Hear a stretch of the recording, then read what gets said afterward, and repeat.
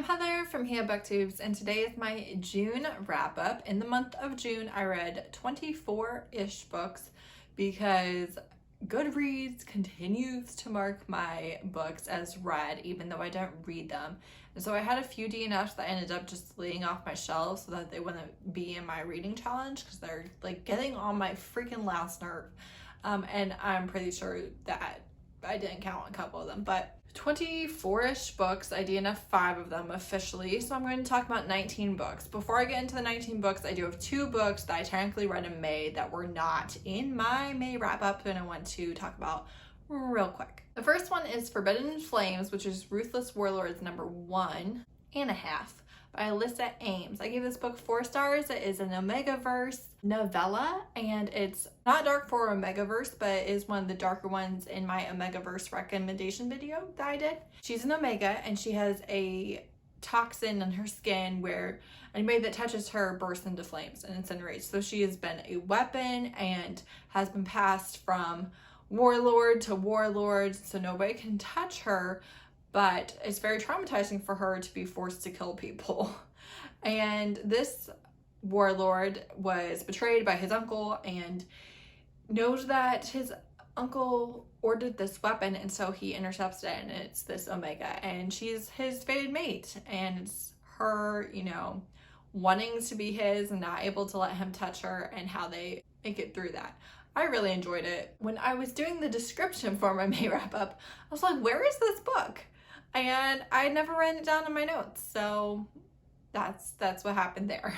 And then after I filmed the May wrap-up, I finished Kate Daniels number 9, which is Magic Binds by Ilona Andrews. This book made me cry. I cried at the battle scene at the end.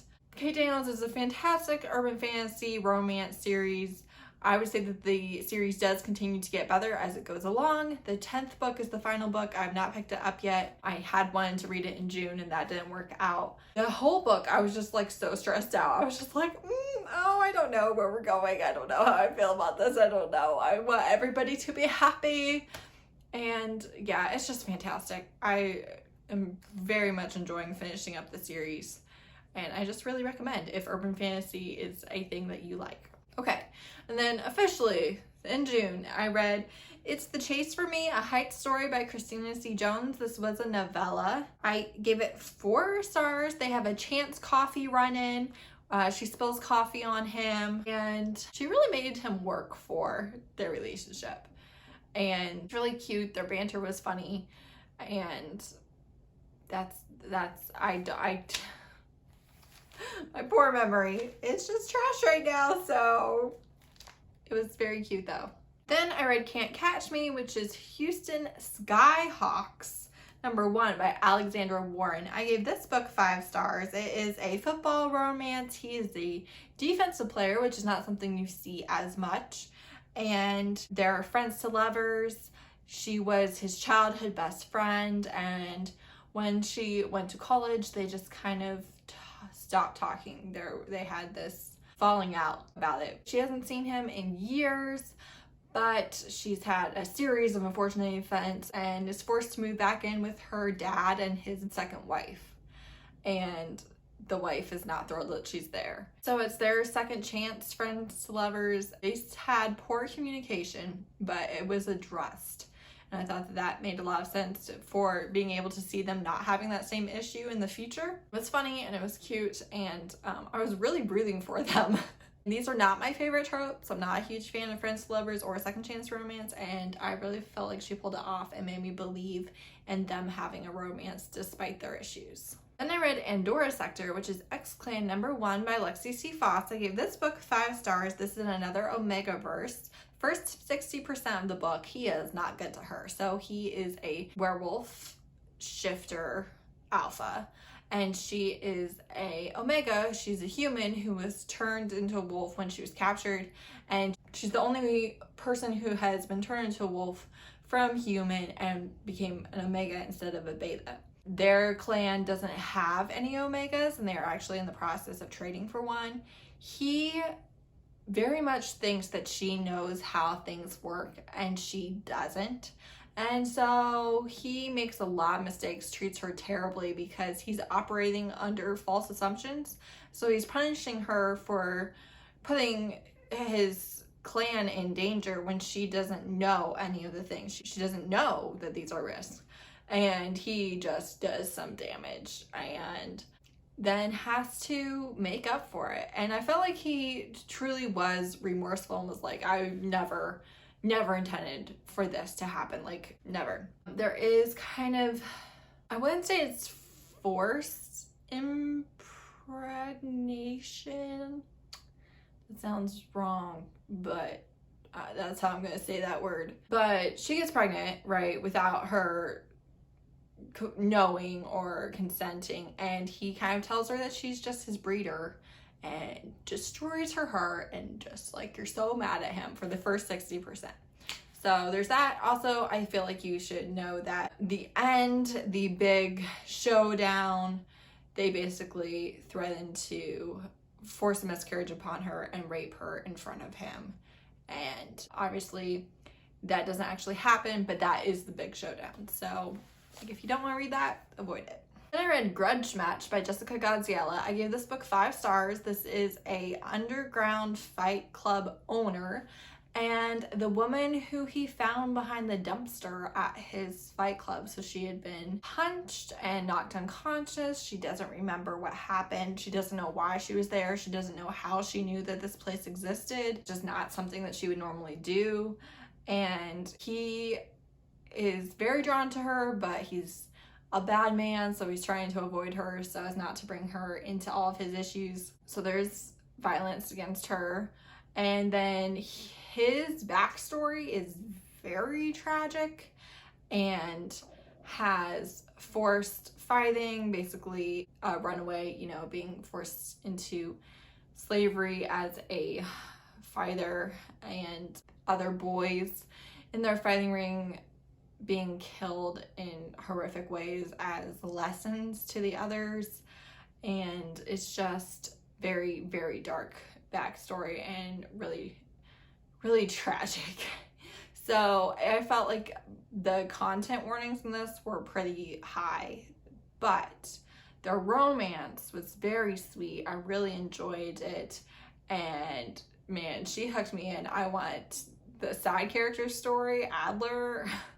I wanted to know everything about them, and that way I was very drawn to the story, but pretty significant content warnings. Then I read Yakuza Lover Volume 1. I gave this 3 stars. That is a manga. It is a mafia kingpin, but it's actually Yakuza is the Japanese version, and just a average girl. And I just I think I have an issue with manga. I think, one, the female main characters are always so naive, underwhelming, and annoying to me. I think that really affects my enjoyment. And then also, I feel like this is probably pretty obvious, but there's not a ton of conversation or dialogue or communication, since it is drawn and you have, you know, a story happening in this very short amount of time. I feel like that is lacking for me. I just prefer to read those things. And then this was not as smutty as I thought it was gonna be. It was still smutty, but I feel like for sure my favorite mangas that I've read have been Fire in His Fingertips, and that's just very smutty. So I think that might be my thing. I don't know. But I think most of the other people that I know that read it actually enjoyed it more than I did. And so I definitely think it is a me problem. Then I read The Woman in the Trunk, which is Costa Family #1 by Jessica Gadziala. I give this book 4 stars. This is the first in her New York Mafia family series, and this is a fairly dark book and is a captive-captor romance. He kidnaps her, puts her in the trunk of his car, is kidnapping her because he's been told to. He doesn't have a choice, and he's trying to make sure that she's with him rather than somebody else who might not take as much care with her. So he's very much against her being kidnapped and doesn't have a choice in that matter, but she's just like, I don't care that you feel bad about kidnapping me, you still did it, and you're still preventing me from escaping. So, like, you don't get sympathy points. And things escalate. His dad is the head of the mafia, and he is unstable, and nobody is safe. You know, he can go off and decide to kill you at any point, but there's nothing that they can do without the permission of the other mafia families, and so they're just stuck in this volatile, unstable situation, and he's trying to keep her safe and himself safe and his friends safe. And I really enjoyed the ending. It was wild, but I really enjoyed the ending, but it is a little bit of a darker mafia book. Then I read Rhapsody, which is The Butcher and the Violinist #1 by Wright. I gave this book 3 stars. He is a French, now I don't remember, whatever their organization is, and he was a famous violinist, but the bones in his hand were broken in a way that he will never be able to play the violin in the way that he had before. And she is a violinist and is playing at a brothel because the symphony was shut down, and her aunt owns the brothel, and he sees her, and they are just drawn to each other, and she's doing it behind her aunt's back. This is a very interesting book in that where you start out in the story is not where the story takes you. A lot of things are not as they seem, and that was very interesting. But ultimately, I did feel like there were things missing, and that's why it was more of a middle of the road book for me. Then I read Youre My Wife by Isla Chiu. I gave this 4 stars. This is a very short, smutty novella about a wife who wants a divorce, and he's like, no, and that's the whole thing.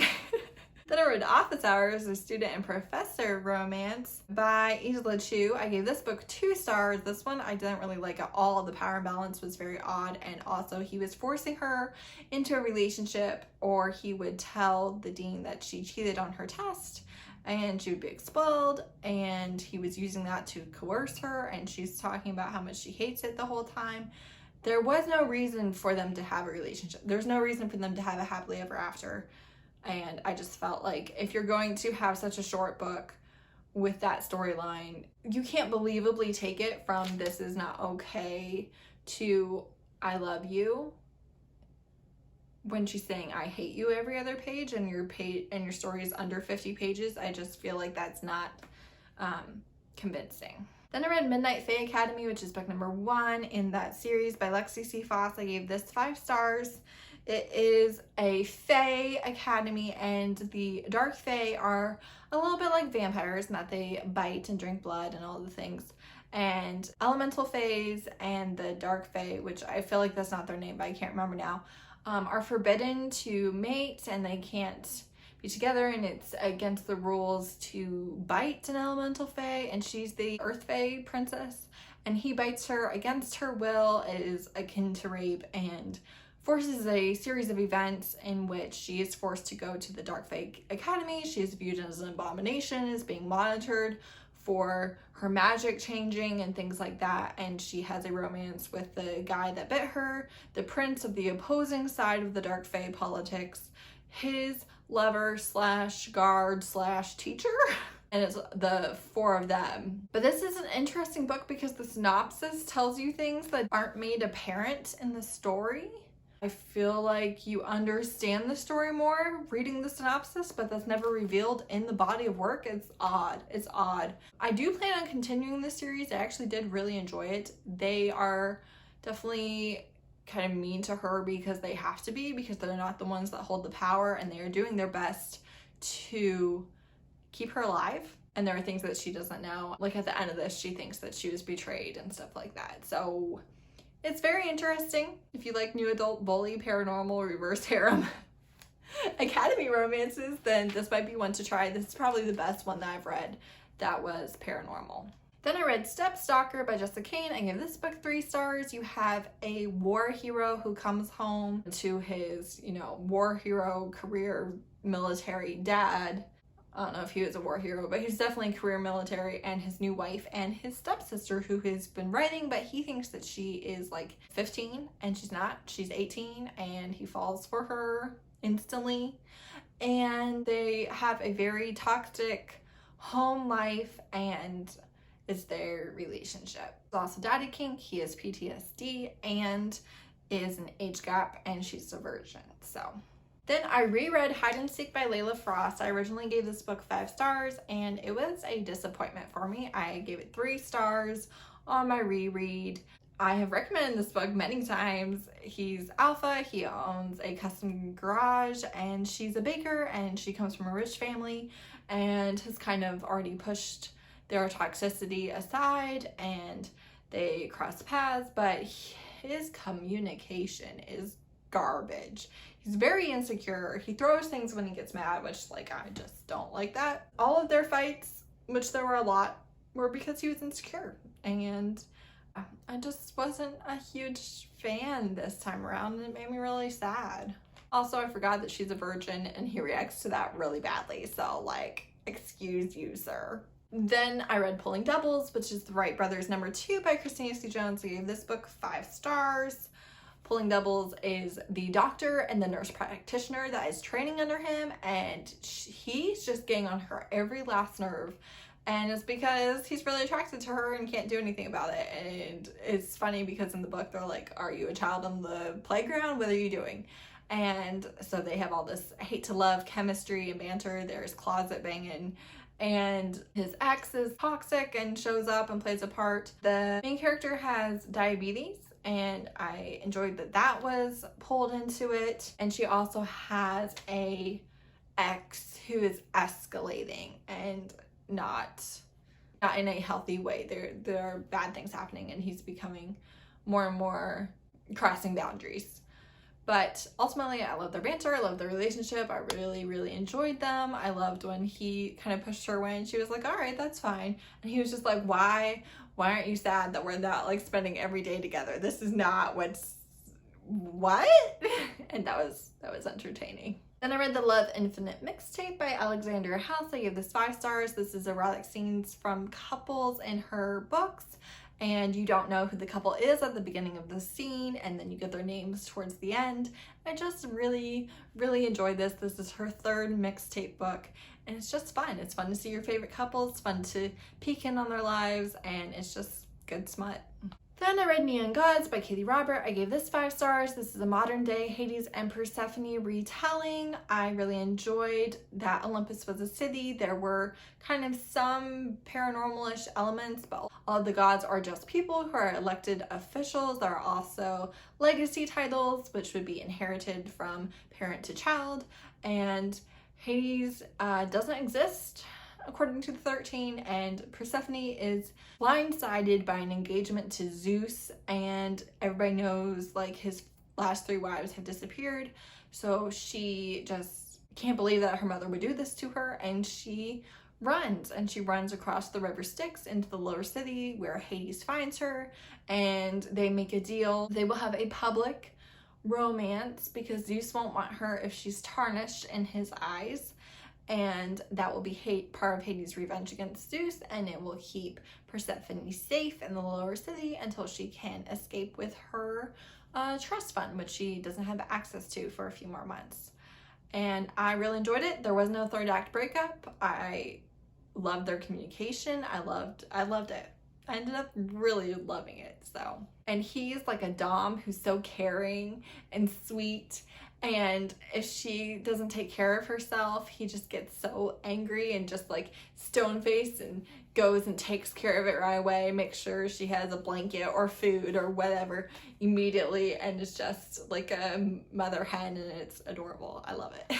Then I reread Truly by Carmel Rhodes. This is a bully new adult romance. It's a dark romance, and he sexually assaults her the night of their high school graduation, and then they have dubious consent relationship from there, followed by consensual non-consent and consensual. There are a lot of factors in this that made the story more believable for me, and this reread I just read the relationship. There are entries from her mother's journal and scenes with her best friend and family, things like that. I skipped all of that, just read the relationship, and still really enjoyed it, which is just surprising. It's a hard sell, and I felt like the author really pulled it off. There's also a content warning besides the sexual assault for child abuse of not the main character. So be aware of that. It's a dark romance, and those are the darkest things that happen. Then I reread A Lesson in Blackmail. Gave this 5 stars again. It is a bully romance, except it's really not a bully romance. It's the 22-year-old school librarian with the 18-year-old alpha heir to the school, and them exploring BDSM. He is very much the aggressor, and she is not going after him at all in any way. And it's their relationship, him learning about BDSM. Just enjoy it. Then I read Crave, which is a reverse harem, which is all black love. So it's 4 black men and a black woman, which I've never seen before. It's by Shay Sanders. This is the idea of a hip-hop group who was, you know, the biggest thing back in the day, and now they're all older and trying to do a tour for a comeback. And she is also down on her luck. And the things that I didn't love about this, I thought that she did a great job of trying to explain how they could have this relationship in just a modern day society and with the way that society views black women in particular. And I thought that that was really well done. They all had so many issues, and there were so many lies, and there were so many things that I just felt like it was hard to view them as a happily ever after, especially because it's kind of talked about how because they hit fame when they were like 18, they really haven't grown up. But that doesn't make for a believable happily ever after. There's a happy for now at the end of this first book. There's a second book, which I don't think I'm gonna read. It was worth the read if black love reverse harem sounds interesting to you. There were a lot of things about the relationship that just didn't do it for me. Lastly, I read Love in the Wild, a Tarzan retelling by Emma Castle. I was given this book by the author several months ago, and I gave it 3 stars. If you want a retelling that tells you a lot of the story, I feel like this is a good one for you.